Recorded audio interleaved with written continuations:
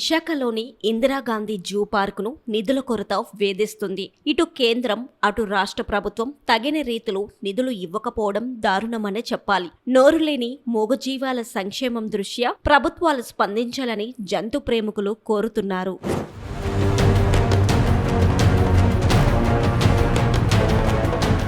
Speaker Ayyanna Patrudu chairman గా ఉన్న వన్యప్రాణులు పర్యావరణ పరిరక్షణ లెజిస్లేచర్ కమిటీ గత నెలలో జూ పార్క్, కంబాలకొండ ఏఆర్సీలను సందర్శించి పలు సూచనలు చేసింది. సిఎస్ఆర్ ఫండ్స్ కోసం ప్రయత్నించాలని జూ పార్క్ అధికారులను స్పీకర్ కోరారు. బ్యాంకులు సైతం సిఎస్ఆర్ నిధులు ఇస్తాయని ఆయన గుర్తు చేశారు. అలాగే కనీసం వారాంతపు రోజుల్లో వినోద కార్యక్రమాలు ఏర్పాటు చేయాలని, ప్రవేశ రుసుం వసూలు ద్వారా ఆదాయం వస్తుందన్నారు. విశాఖ జూ పార్క్ 625 ఎకరాలలో విస్తరించి ఉంది. ఇక్కడ ప్రస్తుతం 1404 జంతువులు, పక్షులు ఉన్నాయి. జూ పార్క్ లో 50% జంతువులలో మాత్రమే సంతాన ఉత్పత్తి జరుగుతుంది. ఆఫ్రికా వంటి దేశాల అడవులలో ఉండే జంతువులు సైతం ఇక్కడ ఉన్నాయి. జంతువుల సంఖ్య పెరుగుతున్నా 81 మంది సిబ్బంది మాత్రమే ఉన్నారు. 1981లో ఇక్కడ 22 మంది సిబ్బంది ఉండేవారు. ఎన్ని ప్రభుత్వాలు మారుతున్నా సరే జూ పార్క్ తలరాత మాత్రం మారడం లేదు.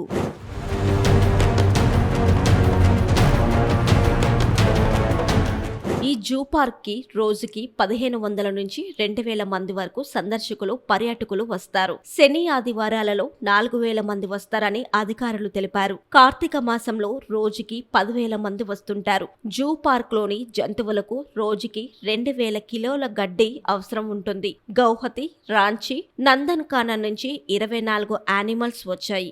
జూ పార్క్ లో గల ఎంక్లోజర్ సంఖ్య 13 నుంచి 81కి పెరిగింది. సిబ్బంది పెరగకపోవడంతో పనిభారం పెరుగుతుందనే చెప్పాలి. ఒకరోజు ఒక స్కూల్ పేరిట విద్యార్థులు 2025 డిసెంబర్ నుంచి జూ పార్క్ సందర్శన నిమిత్తం వస్తున్నారు. సందర్శకుల కోసం ఇక్కడ బ్యాటరీ కార్లు అందుబాటులో ఉన్నాయి. ఇటీవలే జూ పార్క్ దరి అభయ అరణ్యం నుంచి రోడ్డు మీదకు వచ్చిన జింక ప్రమాదంలో మరణించడం సోషల్ మీడియాలో వైరల్ అవడంతో జంతు ప్రేమికులను ఎంతో కలచివేసింది. ఇక్కడ టాయ్ ట్రైన్ లేకపోవడం పెద్ద లోటనే చెప్పాలి.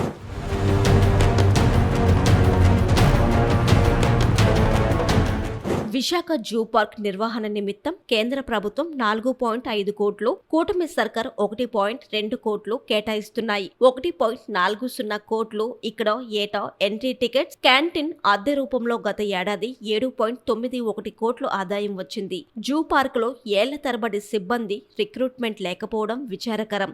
ఇక్కడ 1404 జంతువులు ఉంటే ఒక రెగ్యులర్, ఒక అవుట్ సోర్సింగ్ వైద్యుడు మాత్రమే ఉండడం గమనార్హం.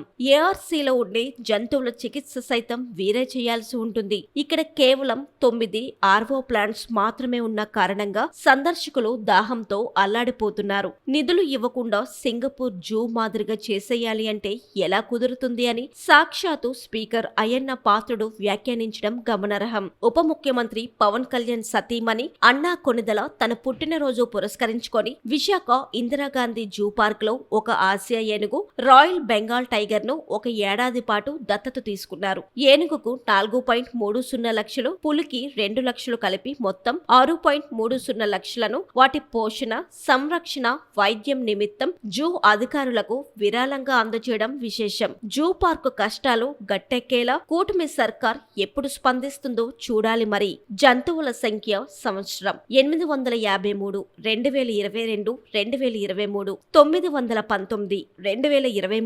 2024, 973, 2024, 2025, 1127, 2025, 2026, 1404, 2026, 2027.